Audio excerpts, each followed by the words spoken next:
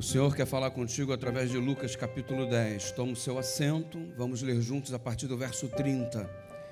Evangelho de São Lucas, capítulo 10. Obrigado porque você chegou à casa do Senhor nessa noite tão especial.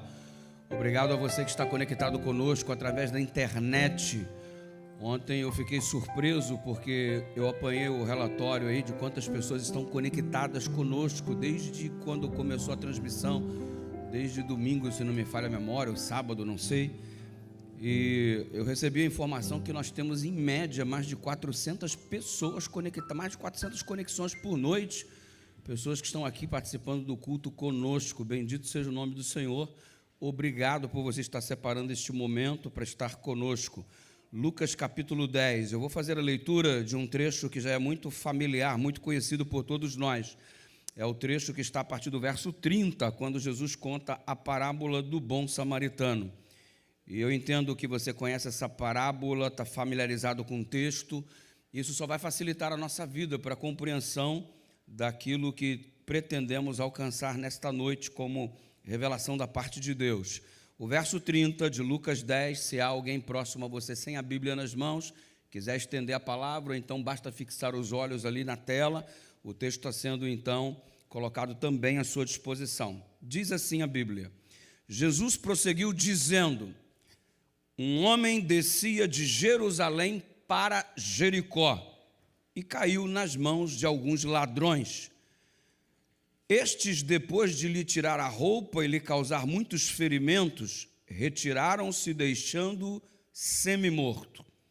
Por casualidade, um sacerdote estava descendo por aquele mesmo caminho e, vendo aquele homem, passou para o outro lado.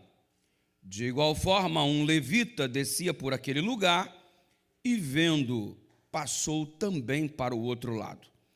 Certo samaritano que seguia o seu caminho, passando perto do homem e vendo, compadeceu-se dele.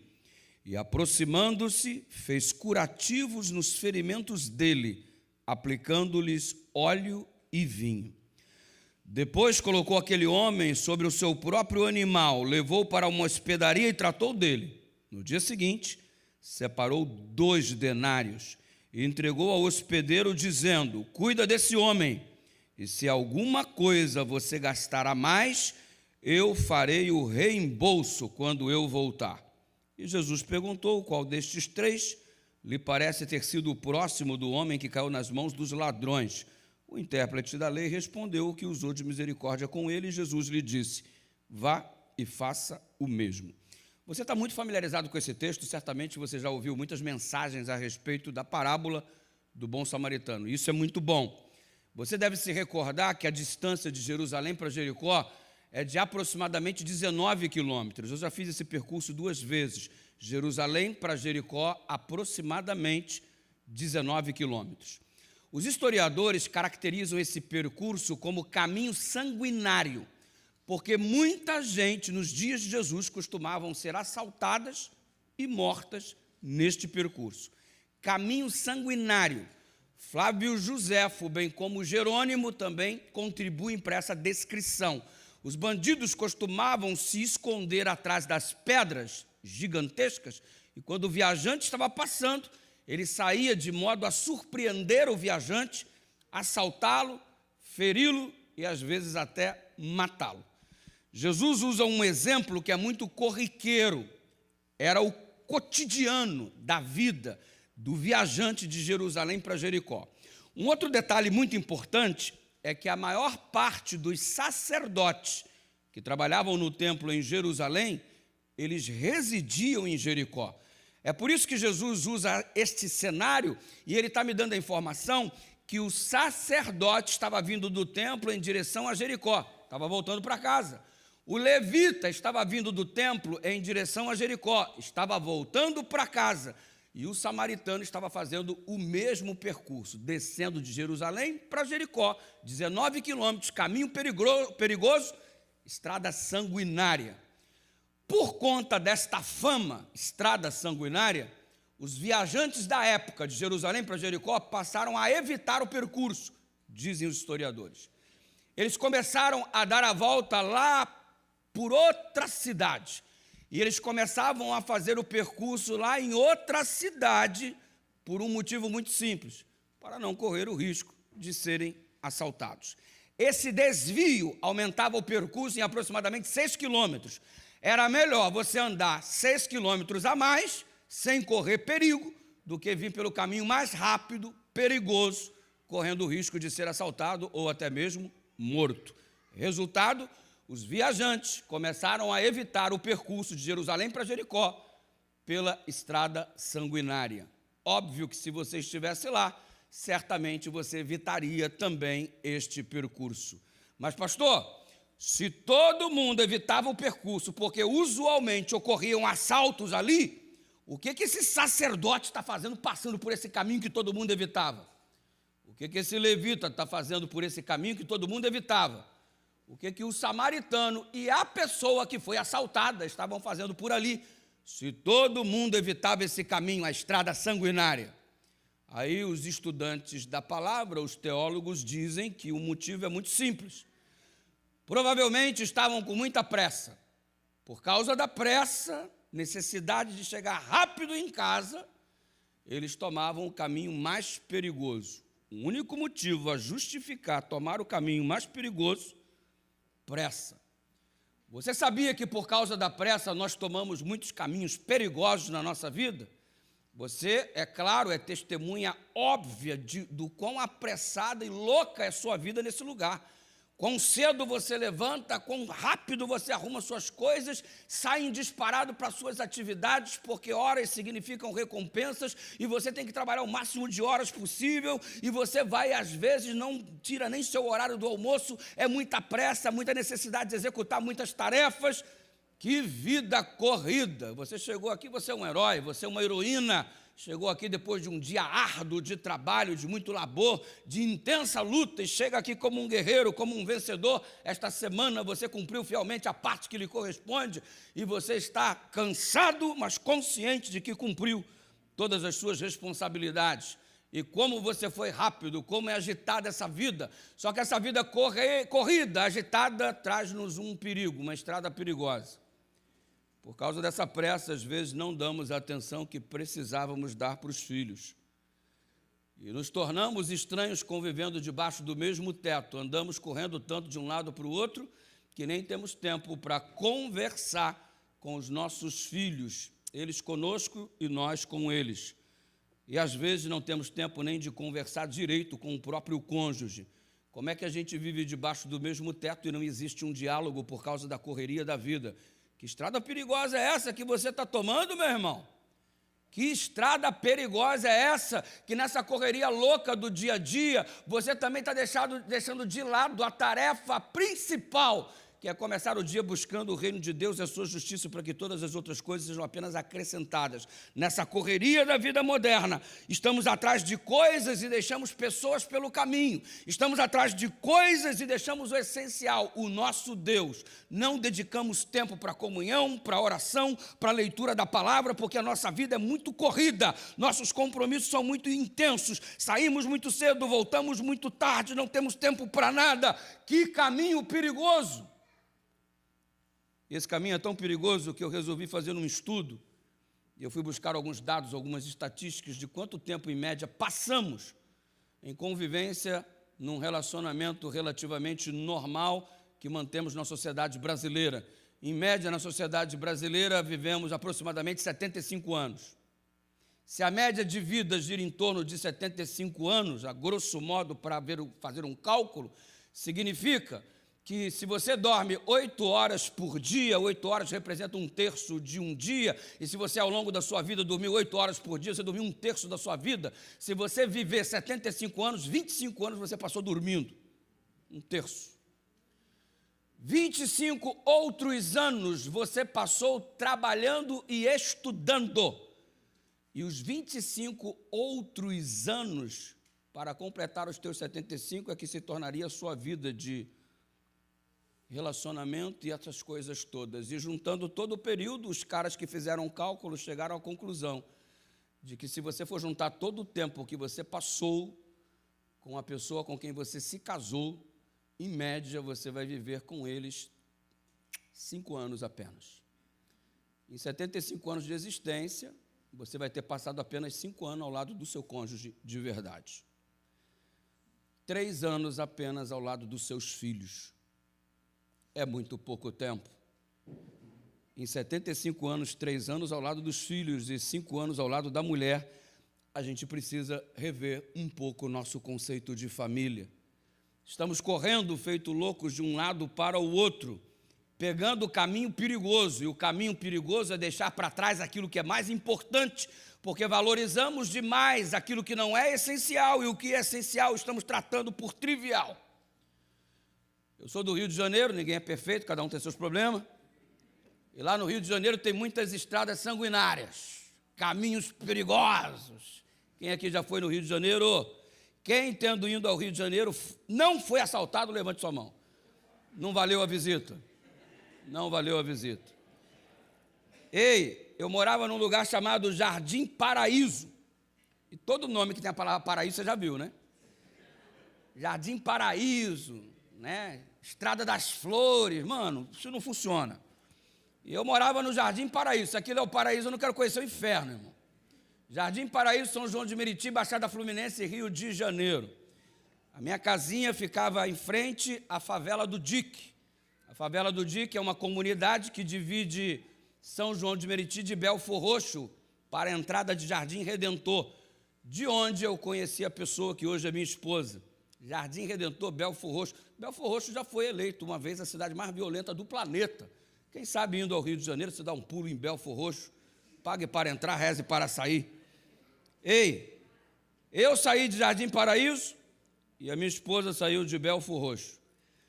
E quando eu comecei a namorar com ela, eu estava naquela luta se ia fazer teologia ou não. Nós já tínhamos 1 ano e meio de relacionamento e chegou a carta convite para prestar o curso de teologia, fazer o vestibular. E, obviamente, nós estamos falando de 1994, não existia acesso à internet, não existia nada dessas tecnologias que temos hoje. Eu tinha que viajar até a Bahia para prestar vestibular no local e, consequentemente, tentar adentrar ao curso de teologia, uma vez que senti o chamado de Deus para o ministério. E chegou o momento crucial da conversa, porque eu namorava 1 ano e meio e eu tinha que conversar com ela. Eu vou para a Bahia, eu vou estudar 4 anos, o que vai ser do nosso relacionamento? A gente termina, você fica me esperando e chegou o momento da conversa crucial. Eu me assentei com ela, meu bem, eu sinto o chamado de Deus para o ministério, eu preciso prestar o vestibular, é lá na Bahia, eu tenho que viajar para lá, recebi a carta convite, eu estou muito feliz, mas ao mesmo tempo estou muito tenso, porque eu indo para lá, vou passar 4 anos estudando, eu só vou poder voltar nas férias. Isso significa que nós nos veríamos apenas 2 vezes por ano, no meio do ano, no final do ano. Isso certamente vai trazer problemas para o nosso relacionamento. E eu quero te fazer uma pergunta. Você quer que o nosso relacionamento perdure dessa forma, à distância, nos vendo 1 ou 2 vezes por ano? Ou a gente termina aqui, cada um segue a sua vida, cada um vai para o lado? O que você pensa a respeito disso? E depois que eu fiz a pergunta, mas não dessa forma tão rebuscada, porque eu estava tremendo muito, eu fiquei aquele minuto de silêncio sepulcral esperando ela falar comigo, e ela em silêncio olhava para mim, e ela interrompeu a minha tensão dizendo: claro que eu te espero, como é que eu vou perder um partidão como você? Esse aqui é o acréscimo da fé.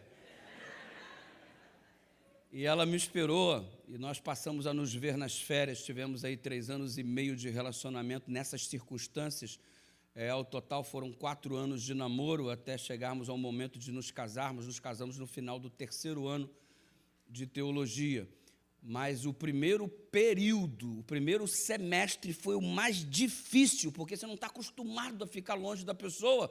E se existe um negócio que você entende nessa noite, é saudade. Você está sentado aqui, tem gente que você está lá no Brasil e você está morrendo de saudade. Tem gente que, se você não tem possibilidade de ir vê-lo, encontrá-la, e você sabe do que eu estou falando, esse negócio que aperta o peito, chamado saudade. Incomoda demais. Eles não podem vir, você não pode ir, que complicação. E aí, diante dessa circunstância, eu tentando passar os primeiros 6 meses longe da Lourinha, saudade. E naquela época, amigo, não tinha e-mail, não tinha FaceTime, não tinha chamada de vídeo, um WhatsApp, nada dessas coisas. Era na base da carta.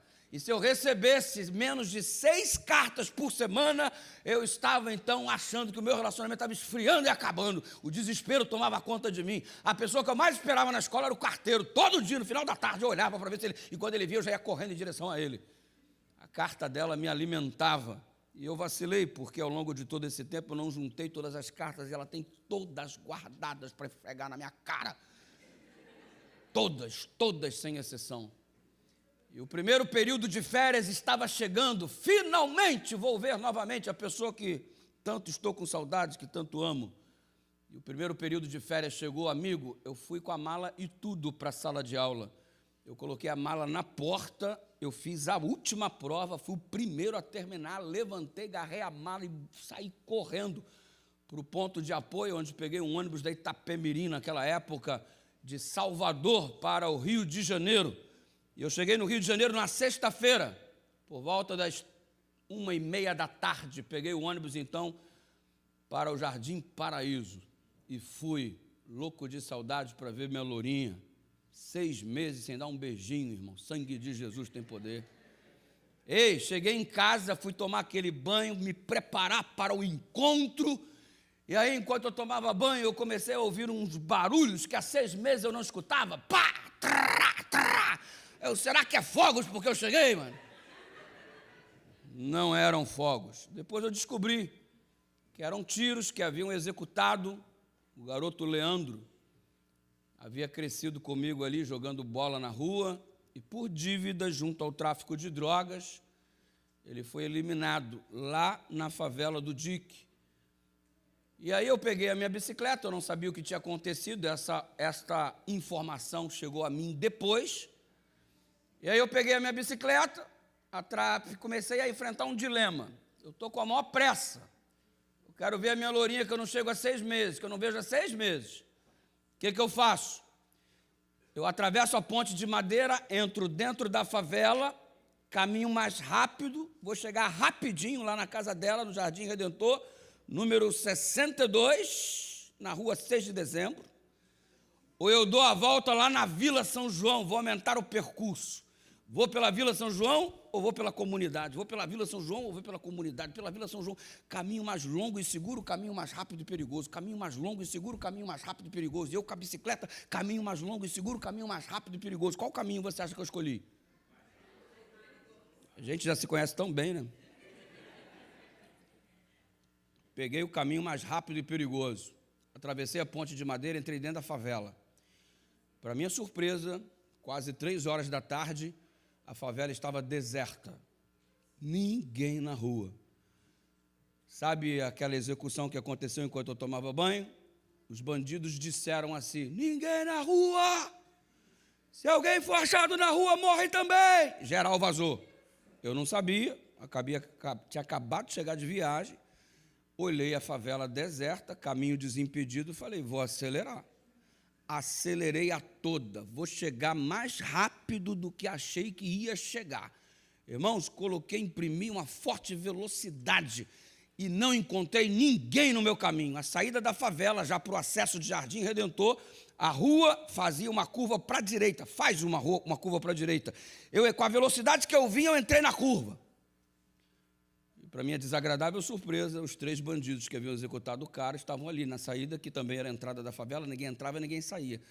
Eu entrei com tanta velocidade que não deu tempo de frear, atropelei o bandido que estava no meio. A roda da bicicleta, a roda dianteira entrou no meio da perna do cara. Ele caiu para um lado, eu caí para o outro, e te confesso que nunca fui tão amaldiçoado em toda a minha vida. O cara levantou e amaldiçoou toda a minha geração. E ele, irritado comigo, pegou 2 pistolas e colocou no meu abdômen. E ele me fez uma pergunta: você quer morrer? Eu deitado estava: não! Não queria morrer, eu queria ver a namorada, mano. E ele me perguntou se eu queria morrer. Eu não quero morrer. Quem quer morrer é porque está com depressão. Depressão é doença, tem que ser tratada, tem que ser cuidado. Depressão não é frescura, depressão não é problema espiritual. Depressão é enfermidade. Precisa ser cuidado, precisa ser acompanhado. Eu não queria morrer, eu só queria ver a minha namorada. E ele falou assim: eu vou te matar. Eu falei, cara. Eu tenho uma característica que no momento da tensão eu não perco o equilíbrio, eu fico tranquilo, eu fico de boa. Só depois que a ficha cai é que eu fico nervoso por aquilo que eu vivi ao imaginar o que eu passei e como foi perigoso o contexto que me inseri. E eu tranquilo, deitado, estava no chão, ele falou que ia me matar. Aí ele falou assim, levanta que eu vou te matar. Eu pensei, você vai me matar? Por que eu tenho que levantar? Já mata deitado mesmo, né?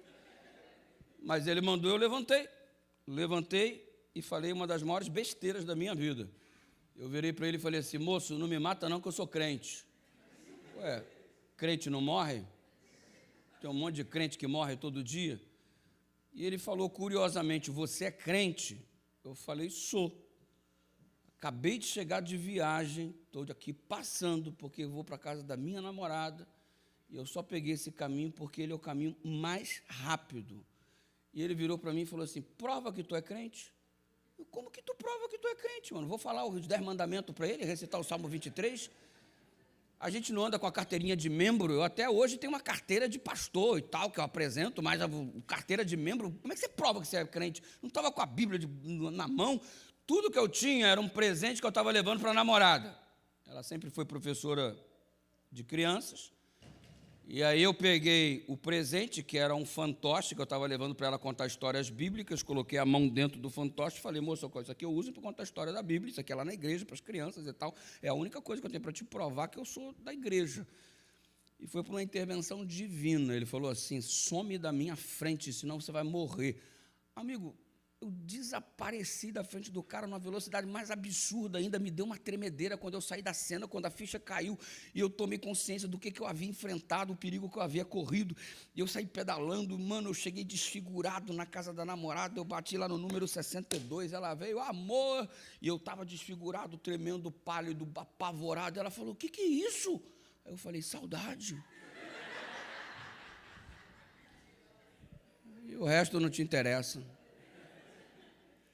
Peguei a estrada perigosa, porque estava com pressa. Quase perdi a minha vida. E você está quase perdendo o teu casamento por causa dessa sua correria. Você está quase perdendo os teus filhos por causa dessa correria. Você está quase perdendo a tua salvação por causa dessa correria. Está priorizando o que é menos importante, está deixando de lado o que é prioritário. E sabe, a gente até tenta se confortar, sabe? A gente tenta. Não, eu não tenho muito tempo não, mas eu creio que a Bíblia é a palavra do Senhor. O que adianta você acreditar que a Bíblia é a palavra do Senhor se você não tem tempo para lê-la? Teu discurso é vazio, incoerente, insustentável. Você mente para você mesmo e o diabo está batendo palma para você. Continua assim, a Bíblia é a palavra de Deus, mas não leia não. Meus filhos são tesouros do Senhor, a Bíblia diz. Aí você se conforta. Meus filhos são presentes de Deus. O que adianta ser presente de Deus se você se tornou um estranho para eles? Todo mundo sabe o que acontece com teus filhos, menos você. Você é o último a saber. Sabe por quê? Porque você é a pessoa mais distante e a que devia estar mais perto. Tentamos nos consolar. Não, eu creio na volta de Jesus. Eu creio em Deus, sabe? Eu creio em Deus. Como que tu crê em Deus se tu não tem tempo para Ele? Que discurso vazio, que coisa mais incoerente. Ei, para aquilo que acreditamos de verdade, dedicamos tempo para isso. Você acredita que dólar é importante para a tua vida? Quanto tempo você dedica para ganhar dólar? Você acredita que o trabalho é importante para a tua vida? Olha quanto tempo você dedica afundando-se no trabalho. E está certo, tem que fazer. Isso é uma prova de que o que você acredita de verdade, você se dedica. Você acredita que o trabalho é o caminho para você vencer na vida. Acredita tanto que se afunda de trabalhar. Porque você acredita. Agora, não me diz que você acredita que Deus é Deus e você não tem tempo para Ele. Que teus filhos são bênçãos e você não tem tempo para Ele. Que teu casamento é uma bênção e você não tem tempo para o seu cônjuge. Aí me desculpa, é incoerente, é um discurso vazio. E você está sendo aplaudido pelo inferno enquanto sustenta esse discurso que não convence nem a você mesmo. Caminho perigoso, estrada sanguinária, estrada de perdição. Ei, está na hora de colocarmos na balança e decidirmos o que de verdade é prioridade. Olha quanto tempo no final da tua vida você vai passar de verdade com quem você deveria passar mais tempo. Olha quanto tempo de verdade você tem dedicado para Deus. A gente precisa entender, porque depois que o tempo passa é algo que a gente não consegue mais resgatar.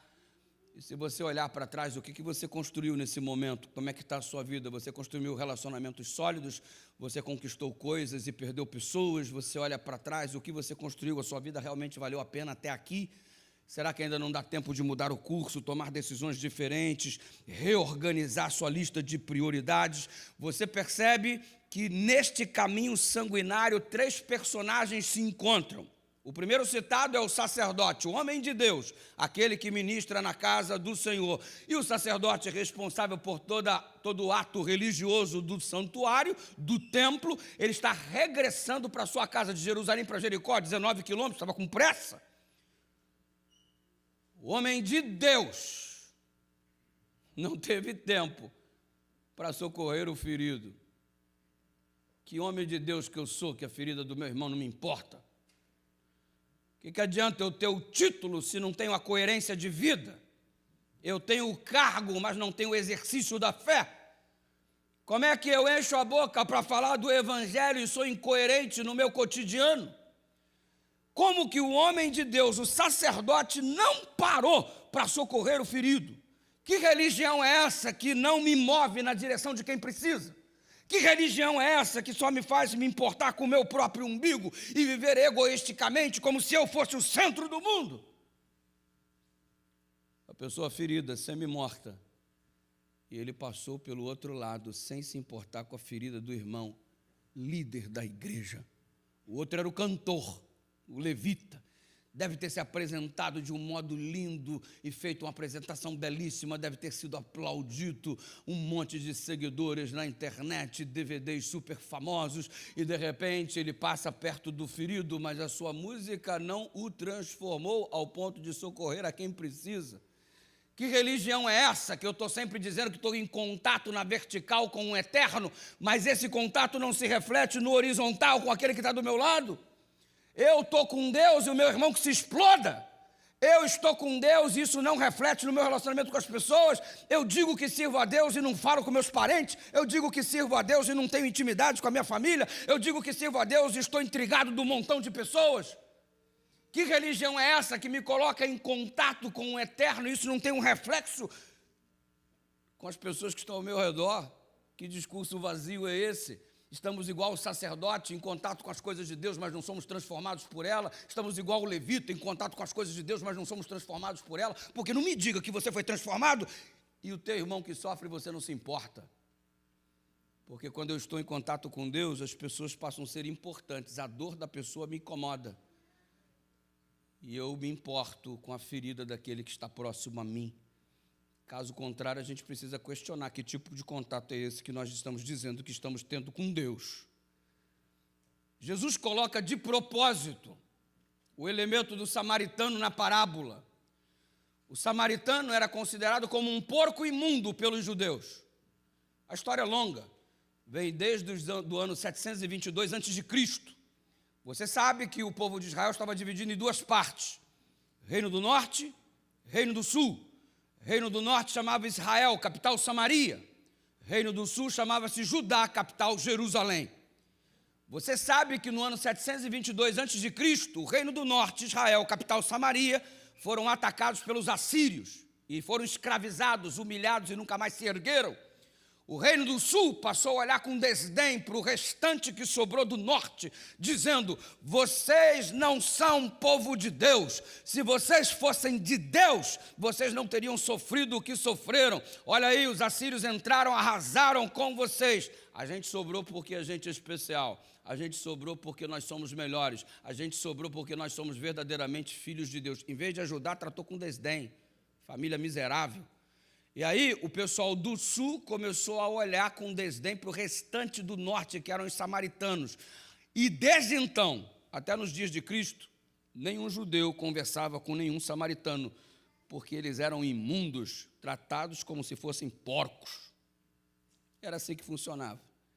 Quando Cristo foi apanhado conversando com uma mulher e samaritana junto ao poço de Jacó, foi um escândalo para os próprios discípulos. Como, sendo tu judeu, conversa com uma mulher e ainda por cima samaritana? Absurdo.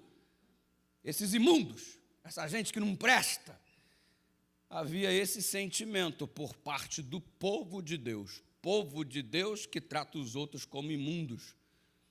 Às vezes isso se reflete na nossa vida. Eu sou povo de Deus, eu sou da igreja de Deus, eu sou remanescente da profecia bíblica, eu guardo os mandamentos de Deus, tenho testemunho de Jesus, eu guardo o sábado do Senhor, eu não como carne de porco, eu tenho a reforma de saúde, eu tenho a mensagem especial, a minha igreja é a igreja remanescente, a gente começa a tratar com desdém todo mundo como se fôssemos os melhores do mundo, judeus modernos.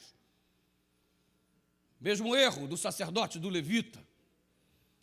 Aí Jesus coloca de propósito o samaritano na parábola, na história que ele está contando, por um efeito pedagógico. Sabe por quê? Porque o sacerdote todo bonzão está batendo no peito se achando o máximo, o levita todo bonzão está batendo no peito se achava o máximo, mas o que tem que fazer não faz. E nisto conhecereis verdadeiramente que são os meus discípulos, se vos amardes uns aos outros. Você não é conhecido por ser discípulo de Cristo por fato de guardar mandamento, você é conhecido por ser discípulo de Cristo por fato de amar. Aí tu diz que ama e o indivíduo está ferido e tu não socorre? Aí tu diz que ama, tu é servo de Deus, o indivíduo está padecendo, isso não te importa? Ei, nós somos família ou não somos? Somos irmãos ou isso aí é só uma conversa fiada? É um pelo outro, é um pela o outro. Que coisa esquisita é essa chamada de igreja que estamos nos tornando? Diante desse contexto, estamos refletindo exatamente a história que Cristo conta, porque o samaritano, o levita, o sacerdote, o cantor, aquele envolvido com toda a religiosidade, não se importa com que ferido está. Que religião é essa? E o samaritano, o porco imundo, ele parou. Se preocupou com o ferido. O imundo do samaritano, ele desceu do lombo do animal que cavalgava, diz a Bíblia que ele socorreu o ferido e colocou sobre a ferida azeite e vinho. O azeite funcionava naquela época como uma espécie de anestésico e o vinho como uma espécie de antisséptico. Ardia, mas antes de arder, ele primeiro anestesiou, porque ele não queria que o irmão sentisse dor. Eu vou cuidar da sua dor. Quando ele coloca o indivíduo no lombo do seu próprio animal, ele está correndo o risco maior ainda dele agora ser assaltado, tal qual a vítima foi. Perceba que ele tira a prioridade de si mesmo e ele coloca a prioridade no que ferido está. Ele não pensa em si, ele pensa no indivíduo que foi agredido. A sua prioridade deixa de ser o seu próprio umbigo e passa a ser o bem-estar daquele que agredido foi. Isso significa que ele começa a enxergar uma órbita diferente. O mundo não gira em torno dele, o mundo gira em torno do serviço para a glória de Deus. Ele coloca o indivíduo sobre o lombo do próprio animal. A Bíblia diz que ele leva para hospedaria. E quando chega lá, ele mete a mão no bolso, tira $2. Na verdade, 2 denários. 1 denário era dinheiro suficiente para 21 homens se alimentar. Ele pegou grana para 2 porções de 21 homens, 2 grupos de 21 homens comerem, entregou para o dono da hospedaria e disse: cuida dele, eu pago o preço, cuida dele. Pago o preço para ele ficar bem, quero as feridas curadas. E se eu voltar, e você tiver gastado alguma coisa além do que eu te dei, eu te restituirei. Eu vou pagar tudo o que você gastou, eu vou te indenizar. É claro que você já sabe que o bom samaritano da parábola chama-se Jesus Cristo. É claro que foi ele que desceu do céu, veio na estrada da vida, te pegou todo arrebentado, o diabo te assaltou, o diabo te roubou, o diabo te bateu, o diabo te feriu, te deixou quase morto, todo arrebentado e dominado pelo pecado, dominado pelas drogas, pela promiscuidade, um casamento falido, uma família fracassada, sua vida arruinada, financeiramente destruído. Você estava dominado pelo mal e pelo pecado e você estava quase morto. Jesus te encontrou na estrada da vida. E ele jogou o azeite sobre você, ele outorgou sobre a tua vida o Espírito Santo, ele te lavou com vinho, ele te lavou com o teu próprio sangue para curar tuas feridas, ele te trouxe para a hospedaria que é a igreja, você está aqui nessa noite. Ele te trouxe aqui e pagou o preço para que você estivesse presente aqui hoje. O preço foi o sacrifício dele na cruz do Calvário, preço alto e que muitas vezes não valorizamos. E ele trouxe você para a hospedaria, porque é aqui o lugar de curar feridas. Ah, eu vou sair da igreja. Deus que te trouxe, você vai sair por quê? Eu vou abandonar isso aqui. Foi Ele que disse que você tinha que ficar na hospedaria. Foi Ele que trouxe você para a hospedaria. Não é um lugar perfeito, porque imperfeito todos nós somos. Você não pode pretender uma igreja perfeita formada por seres humanos pecadores, a não ser que você, na sua perfeição, não se ache merecedor de estar entre os pecadores, você não vai ser arrebatado logo para o céu. Porque o indivíduo chega aqui, não, tem muita gente errada na igreja, eu vou sair da igreja porque tem muita gente errada na igreja. É por isso que está na igreja, porque é errado, está tentando se consertar, meu filho. Agora, se você fosse perfeito e não precisasse de igreja, bastasse você ir direto para o céu. A coisa funciona assim. A igreja é um hospital, é o lugar onde os enfermos se encontram. Bem-vindo à vida real. Eu tenho minhas mazelas, você tem a sua, mas aqui é o lugar que Jesus escolheu para todos nós sermos curados. Aí você tenta curar suas feridas fora da igreja. Eu vou fumar uma maconha, eu vou cheirar uma cocaína, eu vou me envolver com prostituição porque eu quero curar as feridas da minha alma e curtir a vida. Eu vou beber, eu vou fumar, eu vou tocar o terror. Eu quero aproveitar a vida. Você só vai se ferir mais. Aqui é o lugar de curar as feridas. Não há outro lugar. Por que você se afastou da casa de Deus? Melhorou a sua vida? Suas feridas foram curadas?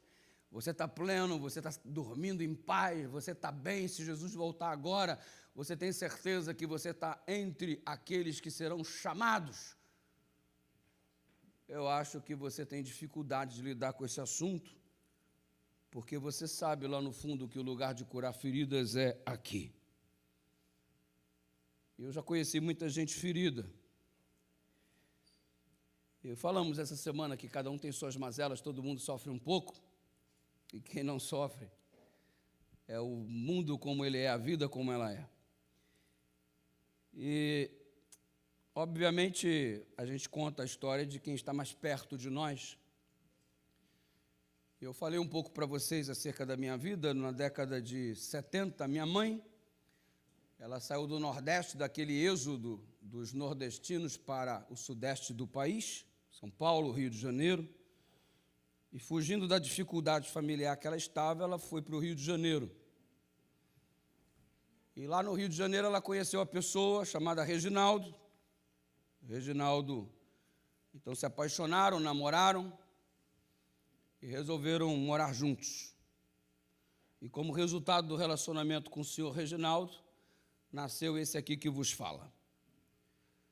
Meu pai, segundo a minha mãe, amava muito ela e da mesma forma, ela o amava bastante. Só que o relacionamento estava indo muito bem, até que ele, quando eu estava com 1 ano e alguns meses de idade, trabalhando na construção civil, descuidou-se, caiu do 3º andar, e essa queda para ele foi fatal. Na ocasião, nós morávamos numa casa de favor, que um conhecido do meu falecido pai havia concedido. E uma vez que agora ele estava morto, passado um período ali mais ou menos do luto, foi solicitada a casa e nós não tínhamos para onde ir. E minha mãe, durante algumas semanas, ficou perambulando comigo pelas ruas do Rio de Janeiro. Algumas pessoas para ela diziam que ela tinha que me entregar para uma instituição de caridade para que pudesse sobreviver nas ruas. E para que pudesse sobreviver nas ruas, ela tinha que se prostituir. E graças a Deus a minha mãe não deu ouvido a essa voz do inferno. A gente passou por boas dificuldades, por intensas dificuldades, mas de alguma forma Deus proveu, ela conseguiu um trabalho, uma casa que me recebesse juntamente com ela, e ela passou a trabalhar em uma casa de família, como empregada doméstica, e a família permitiu que eu também estivesse naquele ambiente. E assim vivemos durante muito tempo, com uma vida com bastante limitação e dificuldades, e para se ver livre daquela situação, ela achou conveniente se envolver com um homem que de repente se apresenta como um bom cidadão, e dadas as circunstâncias, comigo e estando na casa de quem não conhece, no ambiente de trabalho, foram morar juntos depois de um tempo, e o senhor Antônio se tornou uma pessoa muito violenta, se demonstrou ser uma pessoa muito violenta, alcoólatra, Chegava em casa, quebrava as coisas, e chegava em casa e falava e brigava. Nunca conversava comigo. Eu cresci dentro de um ambiente onde ele não me dirigia a palavra e nem eu a ele. E nesse ambiente nasceu uma menina, fruto do relacionamento entre ele e a minha mãe, Jaqueline. E crescemos naquele ambiente de família, um ambiente horroroso. Constantemente o senhor Antônio traía minha mãe e muitas vezes eu o vi com outras mulheres. E ele, alcoólatra, e corria na vizinhança e minha mãe às vezes brigava com as mulheres. Era Deus nos acuda, uma vida do inferno.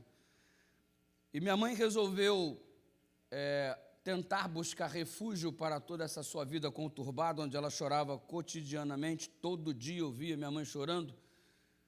E ela, ferida, ela resolveu buscar sua cura no espiritismo. E ela começou a frequentar o centro de Umbanda, e minha mãe foi se dedicando a tudo aquilo. A minha casa se transformou numa espécie de altar, porque você entrava na minha casa, tinha o altar para Exu, você entrava na minha casa, tinha o altar para as almas, sacrifícios na sexta-feira eram feitos lá em casa, durante a segunda-feira era um culto especial para as supostas almas, enfim, minha casa se tornou um filial de terreiro de macumba. A minha mãe se tornou uma assistente direta da sacerdotisa, e ela vestia roupas, e ela fazia uma série de trabalhos, e eu perguntava, o que é tudo isso?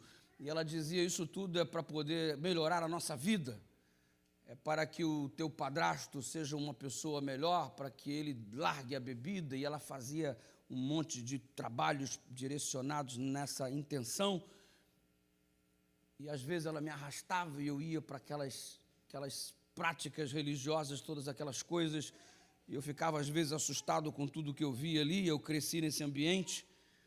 Em algum momento eu conheci o Evangelho através do Clube dos Desbravadores. Eu me lembro disso aos 12 anos de idade, quando a mensagem chegou ao meu coração.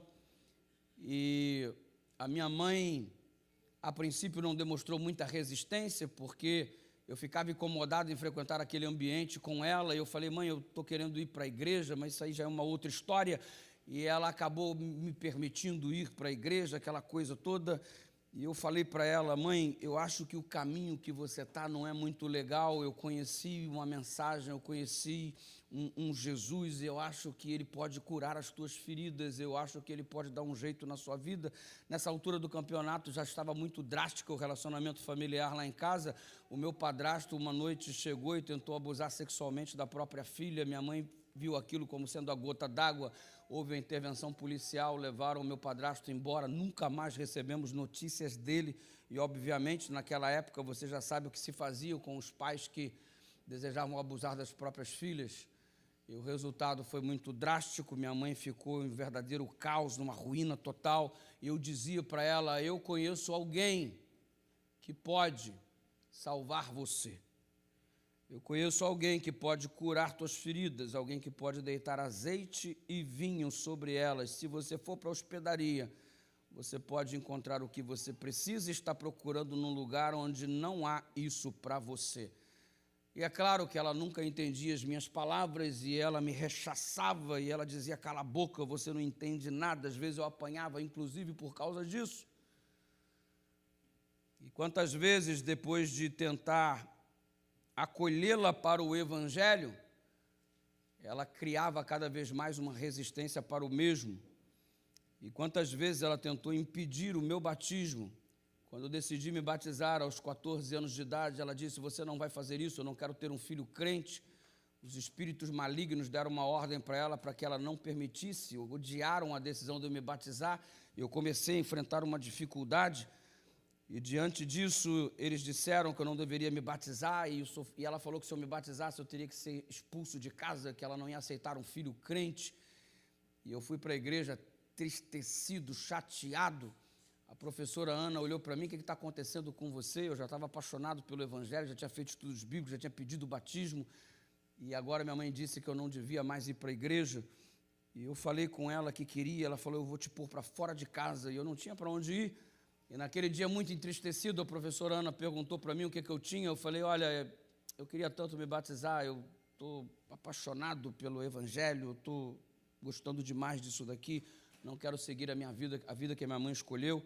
Só que ela me deu um checkmate, eu não vou ficar aqui, é meu último dia. Ela falou que se eu for me batizar, eu vou ser expulso de casa, eu não tenho para onde ir. A professora Ana riu quando eu falei isso para ela. Eu falei, não é possível que ela esteja rindo da minha desgraça. Eu falei, a senhora está rindo por quê? Ela falou, não, porque se esse é o seu problema, a gente resolve. Eu, como que resolve? Se sua mãe pôr você para fora de casa, eu crio você. Você vai morar lá em casa. A casa dela era legal pra caramba, melhor que a minha. Aí eu falei assim, sério que você está falando isso? Ela falou, sim, eu ainda te coloco para estudar na escola adventista. Você está de brincadeira comigo? Não, eu cuido de você, eu te crio, sem problema. Pode falar para sua mãe que se ela pôr você para fora, eu crio você, você vai ser meu filho. Eu falei, glória a Deus. Cheguei em casa pisando firme, falando grosso, mano. Dei um pontapé no perdão. Vai, manda embora, eu vou batizar. Ela vai batizar, vai para fora de casa, eu mando, eu vou morar na casa da professora Ana. Ela vai cuidar de mim, eu ainda vou estudar na escola adventista. Aí minha mãe armou assim, eu pensei que ia tomar no pé do ouvido. E ela recolheu a mão, pensou bem, falou assim, não, filho, era só para você não seguir em frente, mas é isso que você quer? Eu falei, é isso que eu quero. E eu me batizei aos 14 anos de idade, sem a presença da minha mãe, sem a presença de nenhum familiar. Ela disse, eu não apoio, mas eu vou respeitar você. E eu fui batizado aos 14 anos de idade, a igreja me acolheu como sendo a minha família. E enquanto a minha mãe se aprofundava no serviço e na dedicação ao espiritismo da forma como eu relatei para vocês, mas a vida dela só piorava. E eu fiquei exercendo o ministério, como contei para vocês, me formei, era pastor, e todo mundo, quando eu pregava, perguntava, cadê sua mãe? Qual a igreja que ela frequenta? A igreja da Macumba. Eu era pastor adventista com a mãe macumbeira, mano. E as velhinhas me abraçavam no final do culto. Ô, meu filho, que mensagem bonita que você pregou. Sua mãe deve sentir o maior orgulho de você. Eu falei, sente não. Ela nem sabe como eu prego, nem sabe o que prego.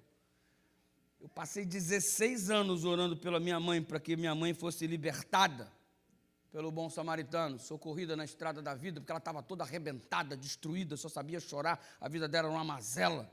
Não havia esboço de felicidade, de alegria, de contentamento. Vida miserável, escrava do diabo. E diante de tudo isso, eu era pastor frustrado, porque minha mãe não seguia o evangelho. Isso causava um incômodo muito grande em mim, e eu revelava isso para Deus em oração.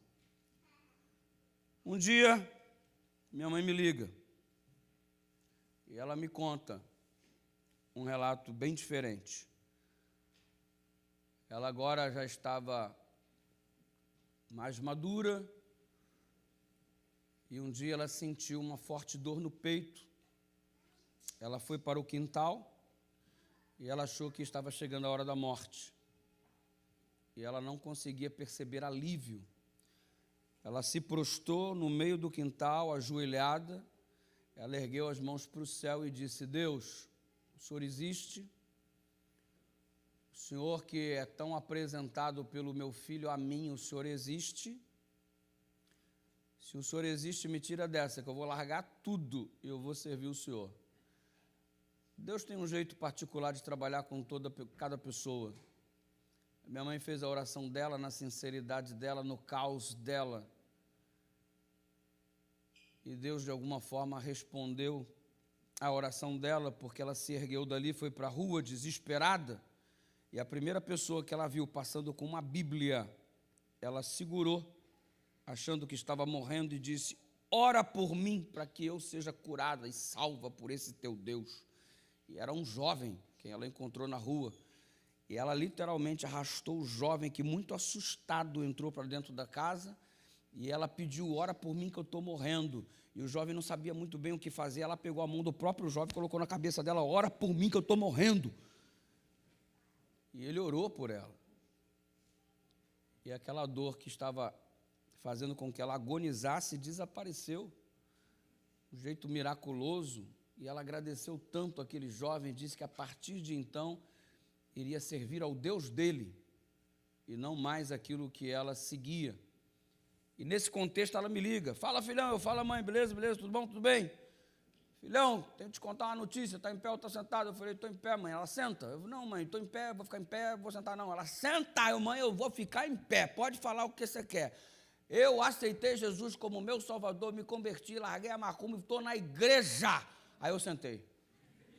16 anos orando por isso, mano. Glória a Deus. Entrei para a igreja, agora eu sou serva de Deus. Falei com o pastor, está tudo certo, você vai fazer o meu batismo, porque você é meu filho, você é pastor, quero ser batizada por você. Eu falei, amém, mãe, aleluia, que prazer te batizar. Que igreja que você está? Ela, eu estou na Assembleia de Deus. Aí eu, amém. Assembleia de Deus é uma bênção. É uma igreja muito legal, já preguei na Assembleia de Deus várias vezes. Contei até para você a paz do Senhor no início da semana de oração, no sábado passado. E eu tenho muitos amigos da Assembleia de Deus, é uma igreja muito fervorosa, os irmãos muito receptivos, é bonito de ver o fervor e a dedicação deles, eu sou apaixonado. Mas mãe, eu não vou fazer o seu batismo não, eu posso ir até assistir, é porque eu tenho algumas convicções que, de acordo com a palavra de Deus, não coadunam com aquilo que está sendo professado, e eu vou lá assistir o seu batismo. Eu estou muito feliz que você vai ser membro da Assembleia de Deus, mas eu não vou fazer o seu batismo. Tentei explicar, mas a véia não estava muito convertida ainda. Amigo, eu ouvi coisas maravilhosas dela. Eu falei assim, está muito convertida ainda não, mano. E ela foi me regaçando de cima e embaixo, que é um absurdo, você é meu filho, você é pastor e não quer batizar a própria mãe, que evangelho, me regaçou todo e bateu o telefone na minha cara, revoltada. Eu que estava orando há 16 anos, ia orar um pouco mais, né? Aí depois de um tempo ela me liga de novo, fala filho, eu falo mãe, beleza, tudo bom, tudo bem? Quero te contar uma coisa, eu, pô não mãe, ela, mudei de igreja. Eu, mãe, você está onde agora? Estou na igreja batista. Já falei com o pastor, está tudo certo, você vai fazer o meu batismo, agora tu vem, né, seu moleque? Aí eu falei, mãe, não vou não, eu vou assistir, mas não vou fazer não, meu nome é Eduardo Batista, mas eu sou adventista, eu gosto muito da igreja batista, o pessoal tem um louvor maravilhoso, uma recepção fantástica, você entra na igreja batista, você é recebido como se você fosse um príncipe, só falta te carregar no colo, te colocar e servir um negócio para você, uma recepção maravilhosa, são muito calorosos, às vezes tu entra na igreja adventista, tu entra, tu sai, nego nem olha para tua cara, não vem falar contigo, você nem é cumprimentado, é horroroso, eu sei, a gente vacila pra caramba, mas eu não vou não, mãe, eu vou lá assistir o seu batismo. Ela já estava menos nervosa, continuou me amaldiçoando, bateu o telefone de novo na minha cara, mas eu que estava orando um pouco mais, que custava orar mais um pouquinho, Deus estava fazendo a obra e agindo Deus, quem impedirá? Liguei para um pastor amigo meu, lá da região onde minha mãe morava, o pastor, olha aqui, está acontecendo isso, por favor visita minha mãe. O pastor foi lá, visitou a minha mãe, organizou um pequeno grupo lá na casa da minha mãe, começou a estudar a Bíblia com a minha mãe, eu estou sabendo das notícias, o pastor está me passando, a coisa está rolando, a coisa está acontecendo, o evangelho crescendo, se desenvolvendo na minha família, e daqui a pouco minha mãe me liga, eu falo, filhão, eu falo, mãe, beleza, tudo bom, tudo bem? E aí, mãe, como é que a senhora está? Tem uma notícia para te dar. Eu falei, manda aí. Aí ela, mudei de igreja. Aí eu falei, está na Testemunha de Jeová agora? Ela falou, não, estou na igreja adventista do 7º dia, já falei com o pastor, está tudo certo, você vai fazer o meu batismo, agora tu vem, né, seu moleque? Eu falei, agora eu vou. E eu tive a alegria de batizar há uns bons anos atrás aí a minha mãezinha. Em nome do Pai, do Filho e do Espírito Santo. Foi um momento muito especial no meu ministério. Batizar a minha mãe. Sabe por quê? Aquelas feridas que a incomodavam estão curadas. Elas são apenas cicatrizes testemunhando da intervenção do bom samaritano. Na igreja de Deus, embora não seja perfeita, ela encontrou a cura através do dono desta igreja que se chama Jesus. Lamento te informar, o dono da igreja não é você. O dono da igreja se chama Jesus e você não cura ninguém, quem cura é Ele. E Ele restabeleceu a Dona Maria. A Dona Maria hoje chora, mas é de felicidade. Por não ter tomado essa decisão, há mais tempo ela lamenta. E hoje ela chora de felicidade por servir a esse Deus que você também está servindo. Quais são as tuas feridas? A minha mãe ficou abusadinha. Porque ela liga para mim e fala assim, preguei na igreja. Eu falei, sério, mãe? Sério? Disseram que eu estou pregando melhor que tu. Que eu arrasei. Aí eu falei, uau, mãe, que coisa extraordinária. Mas esses dias ela me ligou muito aborrecida. Eu vou sair da igreja. Deu ruim. vou sair da igreja porque eles reuniram um negócio lá de comissão, e ela é brava, paraibana, brava, violenta, baixinha, virada no giraia, mano. Ei, ela ligou, vou sair da igreja mesmo. Eu, por quê, mãe? Esse negócio de comissão, reuniram um negócio de comissão e falaram que eu vou ser diaboniza. Diaboniza? Dessa vida eu já saí, eu não volto mais, minha filha. Aí o diabo eu não sirvo nunca mais. Aí eu falei, mãe, pelo amor de Deus, mãe. Não está errado, meu filho. Mãe, está errada a senhora. Não é diaboniza, é diaconiza.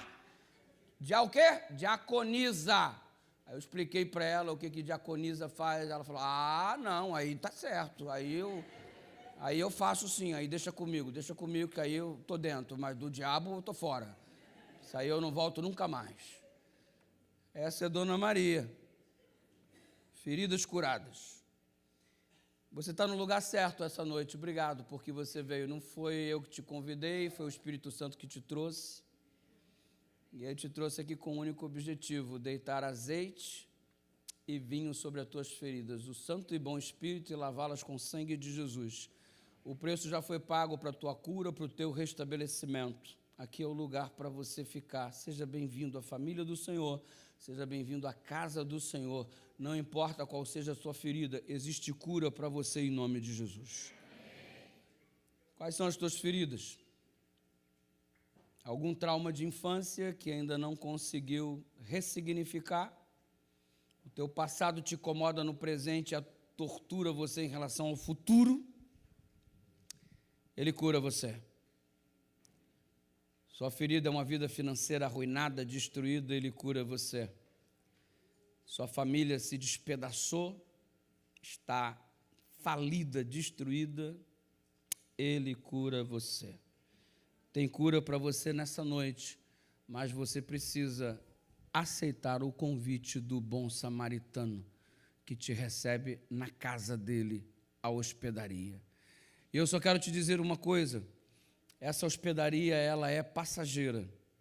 Ele disse assim, não se turbe o vosso, credes em Deus, credes também, na casa do meu pai há muitas, se não fosse assim eu não vos teria, pois vou preparar-vos e quando eu for e vos preparar-vos um lugar, virei para que onde eu estou, essa hospedaria aqui é provisória.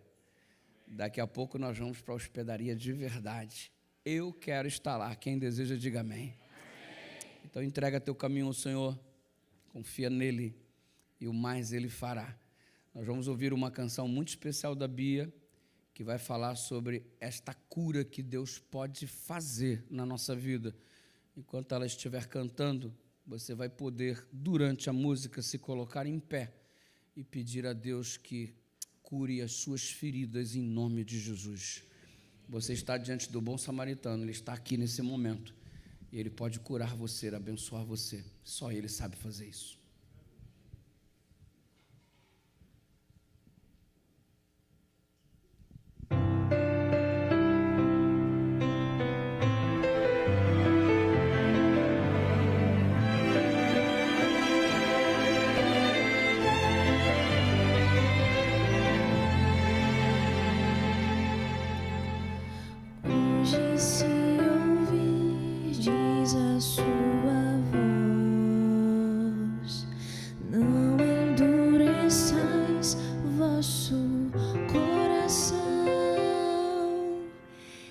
Essas são palavras do Espírito de Deus que outra vez você ouviu. Ele cura você. Não resista mais ao convite. Entrega teu caminho ao Senhor. Nos braços de Jesus cabemos todos nós. Confia nele. Ele nos restaura com o toque de sua mão. E o mais ele fará. Mas qual será sua decisão? Escuta isso. Para toda culpa e dor, Jesus tem a cura. Ele cura tuas feridas. Para quem quer viver, Ele é o pão. quer sofrer na alma, Ele traz a paz para quem nada tem, Ele tudo é.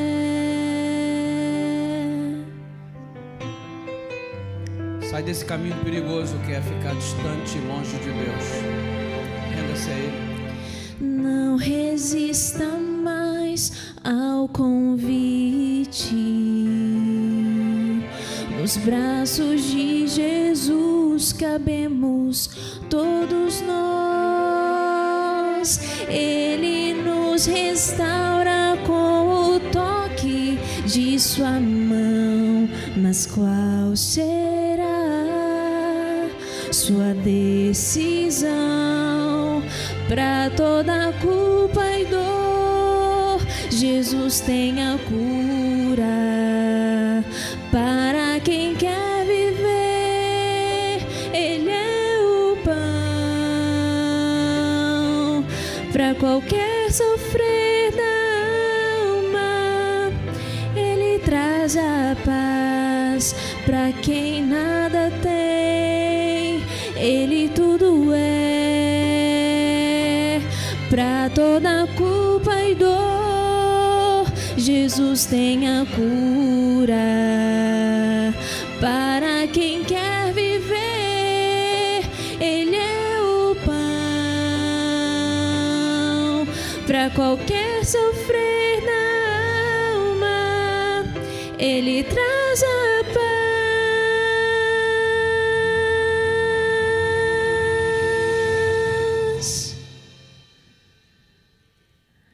Para quem nada tem, Jesus Cristo é tudo.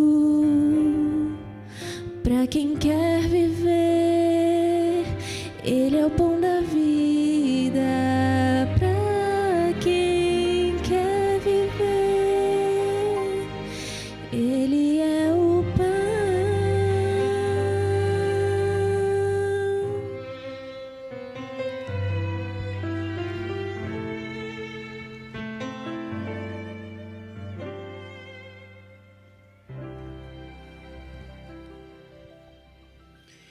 Vamos orar.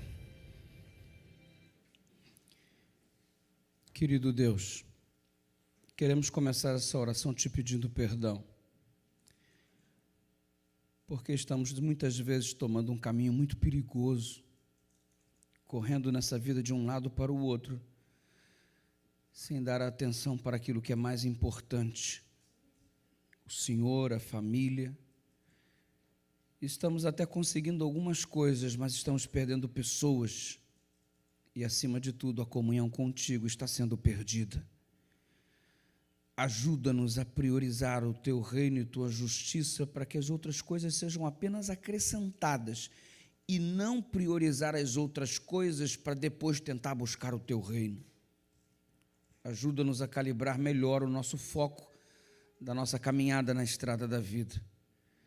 E sabe, Deus, diante de todas essas circunstâncias, aonde nos ferimos por causa das nossas próprias escolhas equivocadas, ainda que bem intencionadas, ficamos feridos, arrebentados, e ainda somos assaltados na estrada da vida pelo inimigo das nossas almas. E o Senhor, nesta noite, contempla a vida de cada um dos que estão conectados conosco, de cada um dos que estão presentes na tua casa. Tu sabes quantas feridas nós estamos colecionando na estrada da vida, machucados, sentindo dor, desconforto. Mas nessa hora nós queremos te pedir socorro. O Senhor já pagou o preço pelo nosso restabelecimento. Nós aceitamos o teu socorro bem presente na tribulação. Nós aceitamos a tua intervenção na nossa vida e por isso viemos até a tua casa nesta noite e para buscar cura por tuas mãos, restabelecimento por tua intervenção. O Senhor neste momento tem total liberdade, cada um de nós estamos abrindo o nosso coração agora para que o teu agir em nossa vida seja uma realidade muito maior do que tem sido até o presente momento, e que a partir de hoje essas feridas se tornem cicatrizes, como testemunha de tua intervenção, do teu poder, e que tudo seja para a glória do teu nome. Aceita a nossa entrega nessa noite, cura as nossas mazelas, ajuda-nos a pararmos de nos sabotarmos a nós mesmos, porque quando nós nos distanciamos do Senhor, estamos ajudando o inimigo no processo de desenvolvimento do plano de destruição que ele tem para a nossa vida. Isso significa que nós estamos nos sabotando, e nós não queremos mais fazer isso, sabotar a nossa própria existência, e é por isso que estamos correndo para os teus braços nesta noite e nos entregando para termos uma vida verdadeiramente plena contigo. E uma vez curados, que possamos testemunhar ao mundo que só o Senhor é Deus, e que possamos ter a percepção de que uma vez colados com o Senhor, temos a responsabilidade de cuidar também do nosso próximo, porque não há comunhão contigo desprovida de interesse em ajudar as pessoas que estão ao nosso redor. Nas tuas mãos nós nos entregamos, e essa entrega é genuína, e o fazemos em nome de Jesus, e o teu povo diz... Abraça o teu irmão e diga: Jesus, cure as tuas feridas.